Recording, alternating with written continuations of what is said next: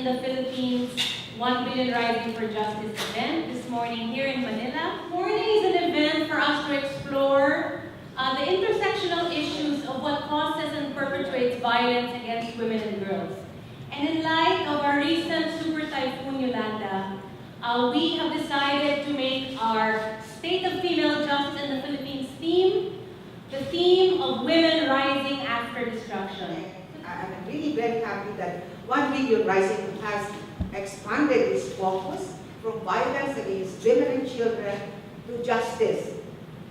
Because what is behind violence against women and children, that is a justice issue, very much a justice issue. I had always a keen sense of justice, but one thing that really made me so committed to it was my experience of the La Tondela strike in 1975 when most of these people here were not yet born.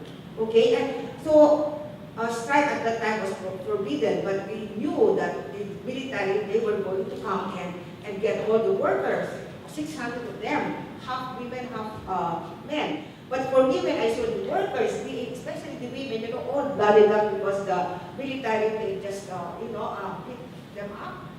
I said to myself, well, this cannot be. Jesus would not have said, turn your arm and cheer.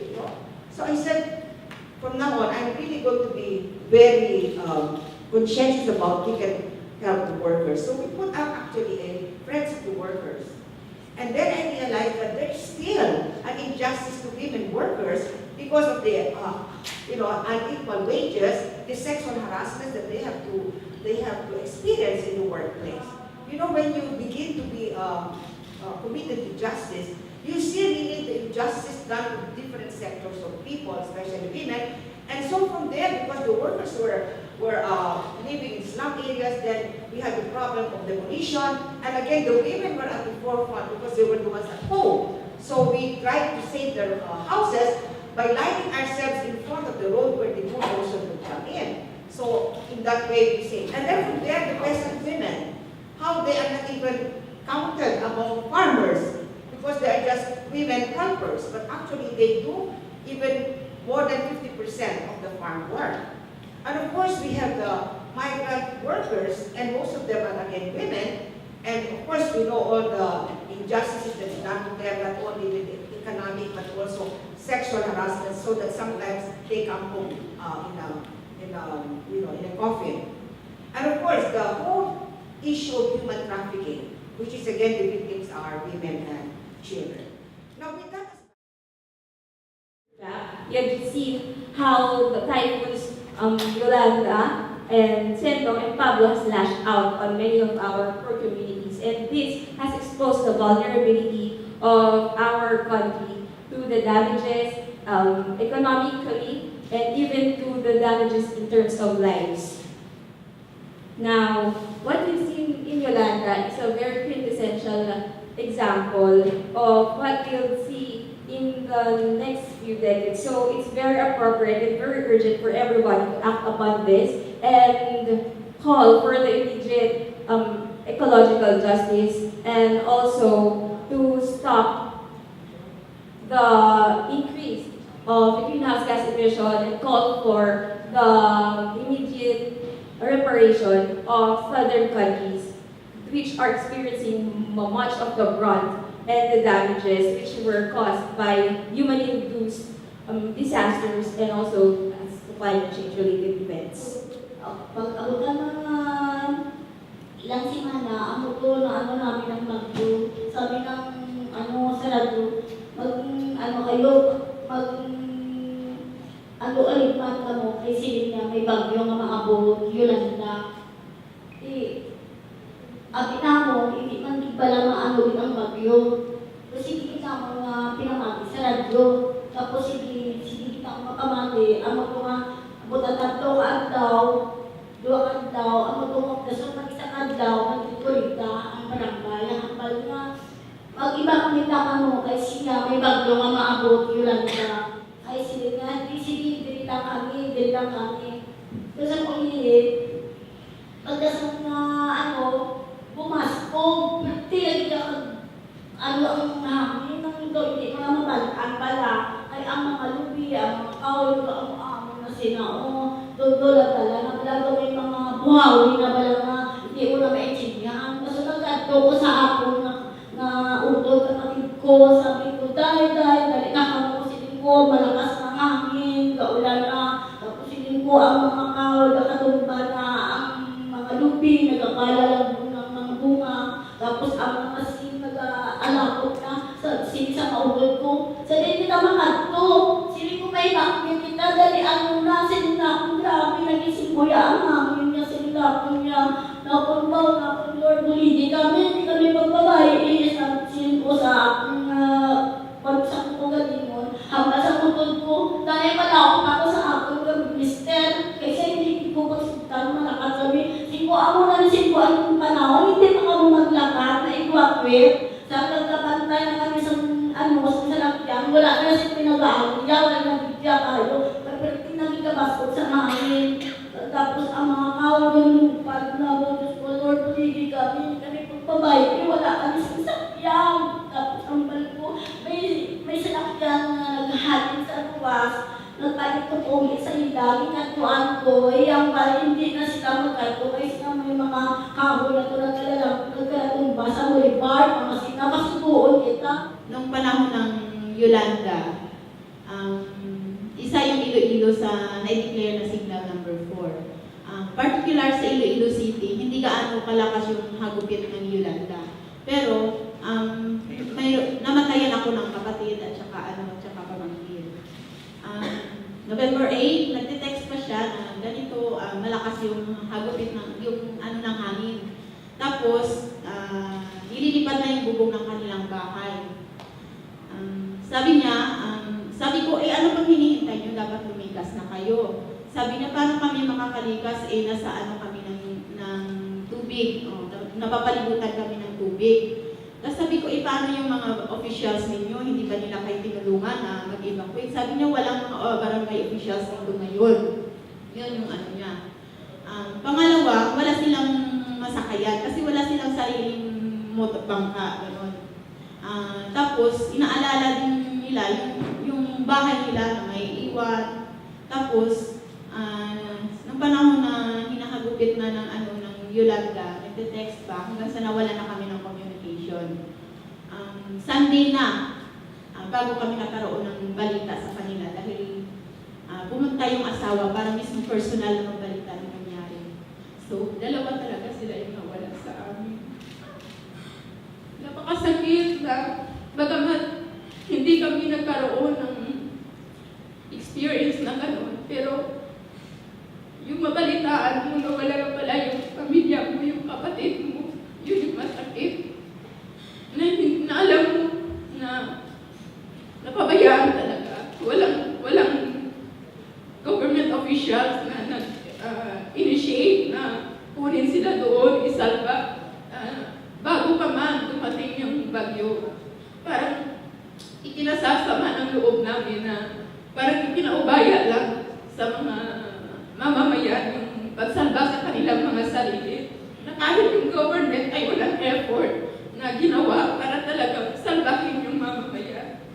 Dahil nga sa kakulangan din ng kapasidad ng mamamayan na ma-rescue yung kanilang sarili dahil sa inaalala yung kanilang kabuhayan, inaalala yung kanilang mga property, alam nila pagkatapos ng bagyo, wala silang babalikan, na pag nawala yung kanilang kabuhayan, para na rin nawalan sila ng buhay. Yun yung feeling kasi na pagka mahirap ka, inaalala mo yung kabuhayan mo, tapos after ng bagyo, para na rin gusto mo na rin mawala ng buhay kasi saan ka aasa?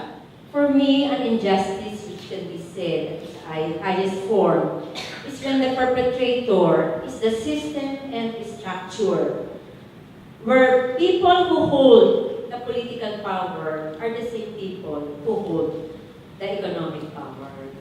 And I am a member of the House of Representatives, and just like the other branches of government, the House of Representatives is still dominated by the elite, the big landlords, the big businessmen, the big business capitalists, and those who hold vast lands and economic power. My stint my past 3 years stint at the House of Representatives is a living testimony how unjust the system is. How can you possibly pass legislation which address the plight of the poor, the peasants, the workers, when the interests of the elite prevail? I think Cleanup Gabriela, which started during the past typhoons or the past calamities, was one of the lucky relief missions because we were able to have a network, an international network, the 1 million rising under the V-Day. So, what was very apparent, just like what Roxanne shared, is the people's desire to really rise from the disaster that really gave a very big, deadly impact on their situation. But it's so, when Roxanne said that she was so angry with the negligence of the government, I think I felt the same way because when we went there, the press releases from the government was more on the positive situation. When in fact, when we were there, we saw six body bags, which were just been taken from the rubbles. And actually, there were 9 of them, and because of the lack of body bags, only 6 were put in the bags. Can you imagine people lining up to get relief from the truck where we placed near the body bags? They just don't mind the body bags. For them, the coping mechanism for them is to be able to survive. They have to get the bags of relief. They have to get the so much kilos of rice. They have to get the napkins for the women who have their menstruation. They have to get the panties, no? They have to get the panties. They have to get the what do you call that? For the babies, no? The materials for the babies. The diapers for the babies.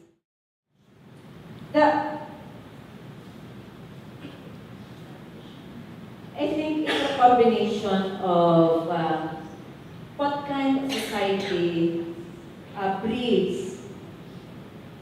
breeds population that would be devoid of human compassion. What society breeds a population that are already devoid of concern for others, because they have to live, because they have to survive. And even when I spoke to them and delivered my message of condolence for those who lost their loved ones, they just stared at me because they are waiting for the bags of relief, because that is just the 3rd time that they will be receiving relief goods, and this is already the 2nd week after Typhoon Yulin. So Monique, when you ask what is justice? Justice is when you have a government that is truly democratic, where true representatives of the people are part of the policymakers, where equitable distribution of wealth is the prevailing system, and where total eradication of all forms of violence and the culture of impunity has been put to an end. Bonus of one of the victims, she already mentioned that we have a president, we have a government that until at this point in time showed his incapacity, his insensitivity. For me, justice is when I, as a woman, can exercise my rights as a woman. When the society recognizes such, protects and upholds such rights. So I have justice when I can do that, and I'm sure and I am secured that the society can uphold such rights, is so that justice is when we as Filipino people can also exercise our collective rights, our right to determine our own fate as a people, our right to decide for ourselves as a people, because we know that the Philippines historically has been colonized for 300 years by Spain, and then occupied by Japan, and then again colonized by the US. And because of the strong dominance of US multinational corporations and its strong influence in our government in all aspects of society, we're also saying that until now we are a neo-colony of the United States. And I think there is no justice as long as that situation exists, as long as we can decide as a people. And there is no justice when there is only 1% who is lavishly, living luxuriously, and there is 99% in any society that is that continue to be poor. There is no justice when there are rich countries who became rich at the expense of poor countries. There is injustice when, for example, and we can see that in the situation of here in the Philippines, when, for example, in Japan, which is an industrialized country after the tsunami, they can readily respond to the crisis. And here in the Philippines, as what Representative Amy said, 2 weeks after the crisis, we still cannot bury our dead decently. There is injustice there, because we know that what separates humans from animals is our ability to bury our dead. And if we cannot do that, there must be something very wrong with our society. And I would like to, at the same time, thank the international community for all this expression of solidarity and support to the Filipino people. I think that it is in times like this, in times of crisis, that the best and the worst in people come out. The best and the worst in situations are laid bare and are exposed. And I think that the international community, the peoples from many countries have expressed this support. But I would also like to give caution of the fact that this humanitarian aid can also be militarized. And this is something that we should take issue. The past days, Gabriela has been coordinating relief efforts and sending support to many communities affected by the typhoon. Many of the Gabriela members are affected. And 2 weeks after the disaster, every time we talk about the efforts of Gabriela, the situation of the women, the people, I still can't keep myself from crying. My crying comes from a lot of frustration with how the government has handled the situation. Many of our Filipinos initially felt helpless. We were seeing so many things on TV and we don't know what to do, we didn't know what to do. Many felt helpless. But in these most trying times, also the strength of the people, the strength of the women emerge. When the storm is still battering parts of Eastern Visayas and the reports were just starting to come in, Gabriela chapters all over the Philippines we've contacted each other, and we started setting up our relief operations, what we call Liga Gabriela, which we have been doing for the past years. The disasters left and right is striking the Philippines. And we knew that if we would wait for the government to act, to bring help to the people, to monitor the situation of people, as in what happened during storms like Mondoy, Sendong, Pablo, Nahabagat last year, houses would have been ruined, people's lives would have been sacrificed, and the government help. I have to say that as we thoroughly welcome the support of of the international community, peoples from all over the world, to the people of the Philippines.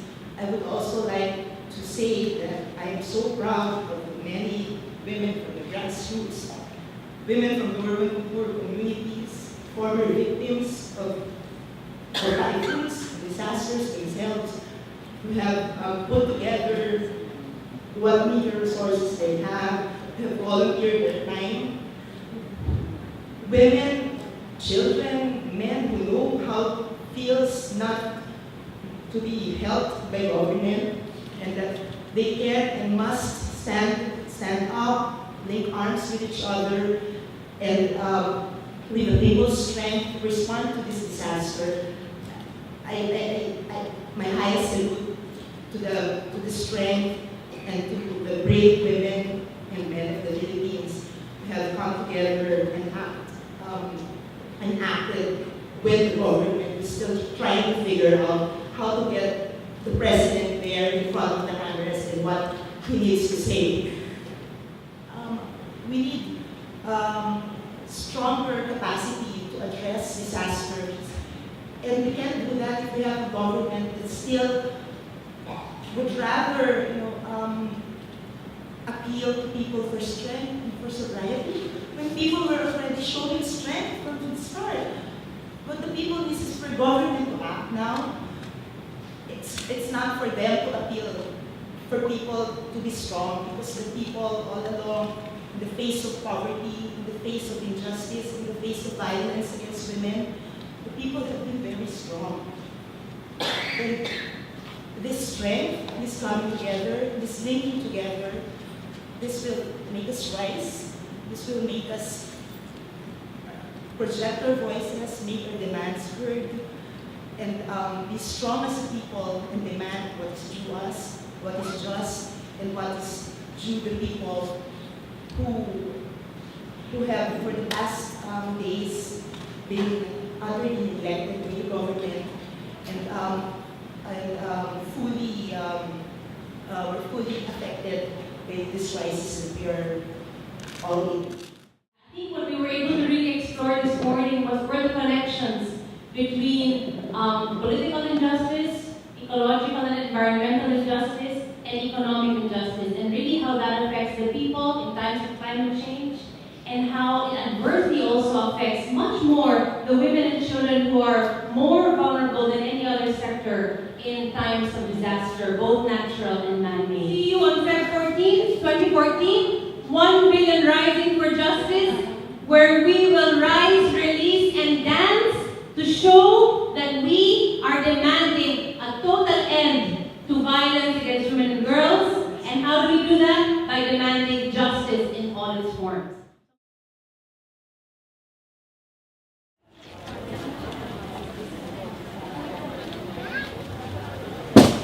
Yolanda. Luha ko'y di mapigil, puso'y nagagalit, diwa'y nagwawarin sa aking namasdan. Di mabilang na patay, bumabaho, hinahakot, nilalagay sa mass grave. Kawawang mga tao, gutom, walang matuluyan sa evacuation center doon, nagsisiksikan. Mga may sakit, buntis, sugatan at may pilay sa lansangan nakalagay, trapal lang ang hinihigaan, medisina ay kulang. Ulan at init, isa pang kalaban. Inang umiiyak, bunso'y hinahanap. Amang tulala, pag-asa'y nawawala. Kamag-anak, kapitbahay, pati na kaibigan sila'y naghahanapan. Mga batang sumisigaw. Hati. Dadalamhati tayo sa ating mga kamag-anak, mga kababayan, sa nagta, sawi. Tayo ay nagagalit dahil alam natin hanggang ngayon wala silang katarungan. Pero hindi po natatapos sa dalamhati at galit dahil tayo ay lalaban, tayo ay babangon. Kagaya nga ng sinabi ng kanta, I am rising, we are rising, ako ay babangon, tayo ay babangon, Sabihin natin, ako ay babangon. Tayo ay babangon. Ako ay babangon. Tayo ay babangon. Ako ay babangon. Ako ay babangon. Tayo ay babangon. Tayo ay babangon.